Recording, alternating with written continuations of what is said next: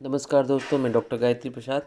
हम BSc third year के विषम चक्रीय यौगिक चैप्टर को आगे बढ़ाते हुए हमने इससे पहले पायरोल की रिएक्शंस के बारे में पढ़ा था। उसी का एक पार्ट हम नेम रिएक्शंस को लेके चलते हैं। गॉटरमैन अभिक्रिया, जिस फॉर्मुलेशन होता है इसके अंदर, पायरोल के अंदर एल्डिहाइड ग्रुप का इंट्रोड्यूस होता है।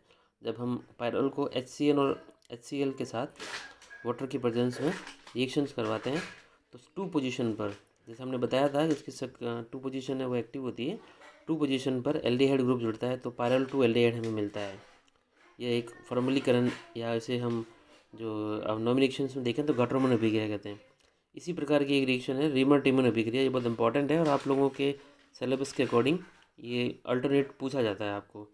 इसके अंदर क्लोरोफॉर्म व KOH की क्रिया कर पायरोल 3 क्लोरोपिरीडीन में पायरोल 2 एल्डिहाइड बनता है, जो फिनॉल के जैसा होता है। इसमें क्या होता है, पायरोल को फॉर्मली क्लोरोफॉर्म और KOH का रिएक्शन करने से टू पोजीशन पर एल्डिहाइड बनता है और साथ में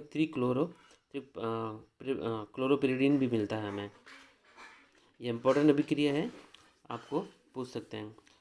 दूसरा एक और रेमर टीमन रिएक्शन जिसको कार्बोक्सिलीकरण कहते हैं।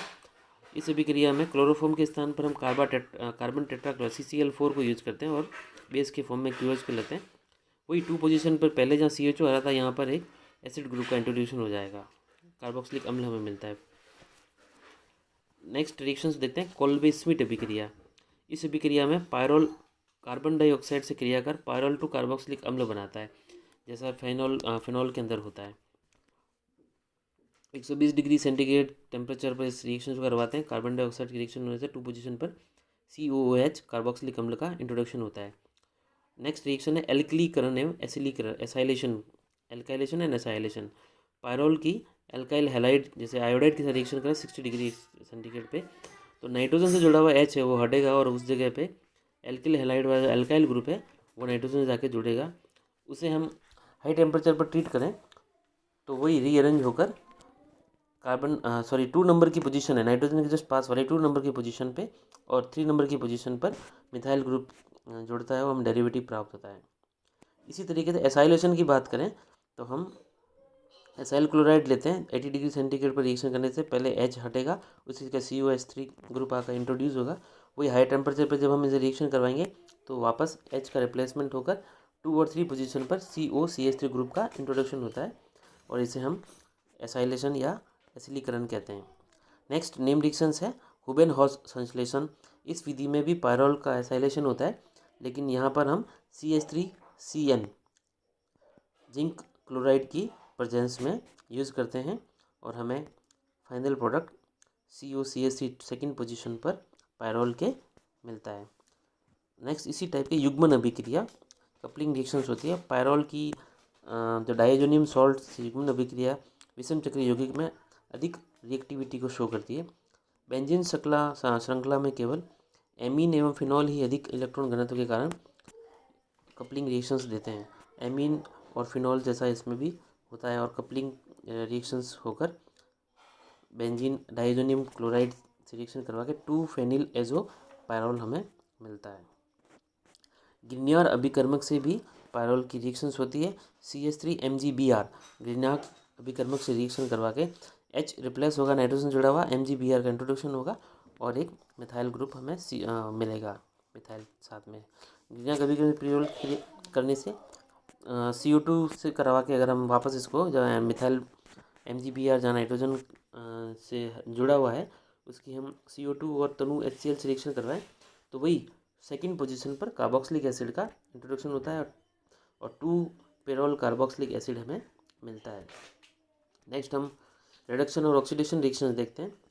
रिडक्शन में जिंक व एसिटिक एसिड की प्रेजेंस में पायरोलीन 2,5 डाइहाइड्रोपेरोल में रिड्यूस हो जाता है, जो लाल फॉस्फोरस और हाइड्रोआयोडिक अम्ल से पिरोलिडीन, जिसे हम टेट्राहाइड्रोपिरोल में भी कहते हैं, उसमें रिड्यूस हो जाता है।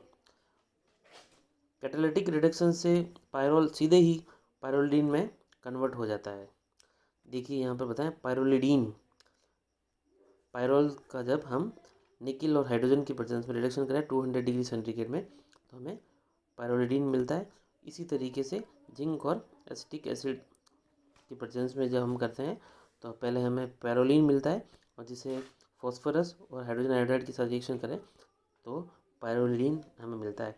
ये रिएक्शंस आपके सिलेबस के अकॉर्डिंग और इम्पॉर्टेंट रिएक्शंस है, एग्ज़ाम में पूछी जा सकती है। अब बात करते हैं हम पायरोल का ऑक्सीडेशन।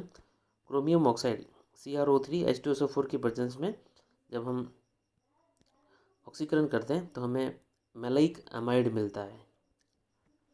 कुछ मैनीज अन्य रिएक्शंस भी हैं, जैसे मैनीज अभिक्रिया, ये इस संदर्भ में भी है इम्पोर्टेंट है, और नेम रिएक्शंस के संदर्भ में भी इम्पोर्टेंट है। पायरोल की जब CH2O फॉर्मल्डिहाइड और ये सेकेंडरी अमीन की बात करें, सेकेंडरी अमीन के साथ रिएक्शन करवाते हैं तो 2-डाई-मिथाइल अमीनो मेथिल पायरोल हमें मिलता है। सेम रिएक्शन मैलाइक एनहाइड्राइड से अगर रिएक्शन करवाएं तो पायरोल मैलाइक एनहाइड्राइड से अभिक्रिया करता है, किंतु उत्पाद डिल्स एल्डल संकलन की तरह नहीं बनता। मैलाइक एनहाइड्राइड सेकेंड स्थिति में इलेक्ट्रॉन स्नेक की तरह जुड़ता है, जो ये इस रिएक्शंस में आपको शो हो रहा है। मैलाइक एनहाइड्राइड के साथ इस रिएक्शन करवा रहे हैं, सेकेंड पोजीशन का हाइड्रोजन रिमूव हो रहा है और वो वहाँ आकर जुड़ता है, और फाइनल प्रोडक्ट हमें 2-पिरिल सक्सिनिक एसिड हमें मिलता है। नेक्स्ट है हॉफमैन पूर्ण मेथिलीकरण। इस अभिक्रिया में जो पायरोल की रिंग है वो ओपन हो जाती है। धन्यवाद। आगे हम नेक्स्ट चैप्टर में पढ़ेंगे।